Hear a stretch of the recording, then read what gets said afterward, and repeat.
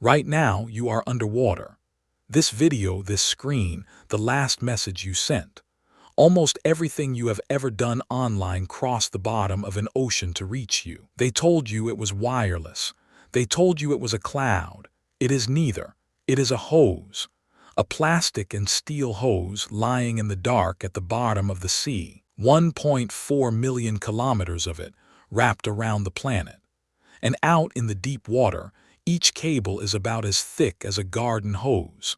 That is the entire trick holding the modern world together. More than 95% of everything that moves between continents moves through those hoses. Emails, video calls, military orders, and roughly $10 trillion in financial transactions every single day. If one breaks, a ship has to come fix it. There are only about 60 ships on Earth that can do that job. 60. Remember that number. It starts on a Tuesday in March. A storm in a narrow sea. A loaded cargo ship, engines straining, dragging its anchor across the seabed without anyone on the bridge knowing. The anchor catches something. For a moment, 300 meters down, a cable stretches. Then it snaps, and nothing happens. No alarm you would ever hear. The internet reroutes itself in milliseconds, the way it was designed to. But designed has a limit, because every detour pours traffic into the cables that are left. The margins get thinner. The system is still standing. It is just standing on fewer legs. 2 hours later, a second cable fails. Same corridor. Cables break all the time, 100 to 200 faults every year, but 2 in one morning in one straight. The operators start making phone calls. Then a third cable goes dark, 800 miles away, different sea, calm weather, no ships on the surface. Nobody saw what did it. In network operations centers on 3 continents, engineers watch the same thing. Latency climbing, reroute stacking. A map of the world developing red spots like a fever. Day 1, morning. Your video call freezes mid-sentence. You curse your Wi-Fi, you restart the router. The router was never the problem. The problem is that your data is now commuting the long way around the planet. A message that used to cross one ocean now detours through 2. Every click, thousands of miles of extra distance. Websites hosted overseas start to crawl. In a few countries, banks quietly begin queuing international transfers. Not stopped, queued. That word is doing a lot of work. Day 1, evening. 4 more cables cut. And now the pattern is undeniable. Every cut sits in a choke point. The narrow places where dozens of cables squeeze through the same stretch of seabed. Here is the brutal math of redundancy. The first cut is absorbed. The second is inconvenient. But every cable that dies makes the survivors more overloaded and the next cut more catastrophic. Therefore, this is not addition. It is multiplication. Day 2. The markets open. Trading algorithms live and die on microseconds of delay. Now the delay is measured in whole seconds, and it is different in every direction. The machines start behaving strangely. Then they start selling. Those $10 trillion a day need confirmation messages moving both ways across the ocean. Confirmations are late. Settlements slip. And in finance, late is a synonym for terrifying. Your files in the cloud were never in a cloud. They are in warehouses. In Virginia, in Dublin, in Singapore. Those warehouses are drifting apart, sinking slower and slower, like continents in fast forward. Day 2. Everyone asks the same question. How fast can this be fixed? And the answer surfaces that number from the beginning. 60 ships for every ocean on Earth. And most of them are already busy laying new cables somewhere else. Here is what a repair actually looks like. A ship drags a grappling hook across the seabed in the dark, feeling for a broken hose. Imagine fishing for one strand of spaghetti at the bottom of the ocean. At night, then both broken ends are hauled to the surface, spliced together on deck by hand, tested and lowered back down. Days of work, per cable, weather permitting. The weather does not always permit. Now do the queue. More than a dozen cuts. A handful of repair ships within range. Weeks of work minimum if nothing else breaks. Something else is about to break. Day 3.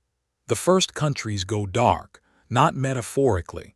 Small nations fed by one or two cables are simply severed. This already happened once. In 2022, a volcano cut the single cable to Tonga. One country offline for 5 weeks. For you, day 3 feels smaller. Streams drop to standard definition. Game servers lag. Foreign websites time out. But local things mostly work. The internet is quietly shrinking back into a national thing. Borders are returning to a network built to ignore them. Businesses find out what they outsourced. Payroll processed on another continent. Customer support routed through another hemisphere. Inventory software hosted an ocean away. Whole companies discover they are half here, half there, and the bridge between the halves is fraying. Day 4, everyone says the same word. Satellites. Here is the problem. Every communication satellite in orbit combined carries only a few % of what the cables carry. It is a straw next to a fire hose. Governments get the straw first. The dish on your neighbor's roof still works. For him, constellations of small satellites can keep individuals connected. They cannot carry the backbone of global banking. Nobody built them to. Day 5. The slowdown reaches things you can touch. Ports run on cloud manifests and customs databases. Now they run on paper and patience. Containers stack up. Ships wait. Everything you were going to buy next month gets a little later and a little more expensive. In some places, cash quietly comes back. Then people remember that ATM networks need connectivity too. The machines that work develop lines. The lines develop tempers. Week 1. Economists stop estimating and start counting. Billions of dollars a day in pure friction, not destruction, friction. Nothing was bombed, nothing burned. The world just got slower everywhere at once. And then the investigation lands. Survey ships photograph the breaks. Some are ragged anchor drags, but several are clean, deliberate, precise. The word nobody wanted enters the official reports. Sabotage. Because if you wanted to hurt the modern world, this is the cheapest weapon there is. No explosion. No casualties. No smoking gun. Just a few cuts in international waters in the dark, where cameras do not reach and treaties get vague. None of this is theoretical. In 2008, ship anchors cut cables near Egypt and 14 countries slowed to a crawl. In 2024, cuts in the Red Sea forced a quarter of the traffic between Europe and Asia onto detours. The near misses have been piling up for years. We just kept scrolling. Week 2. Repairs are moving but slowly because now every repair ship needs an escort. Warships, guarding men splicing glass fibers on a rolling deck. The most advanced communication system in history, defended like a supply convoy from a century ago. And that is the real disease underneath this scenario. We built the nervous system of civilization across the ocean floor. We never built it an immune system. The fixes are known. More cables on more diverse routes, more repair ships than 60. Sensors on the seabed, treaties with teeth. All of it is slow, expensive, and boring, which is exactly why so little of it gets done. And here is the strangest part. You never agreed to any of this dependency. Nobody did. It accumulated one cable at a time, starting in 1858 when the first telegraph line crossed the Atlantic and promptly failed after 3 weeks. We have been patching ever since. 60 ships. That is the maintenance crew for the connected world. $10 trillion a day, 5 billion people online, 1.4 million kilometers of hose in the dark.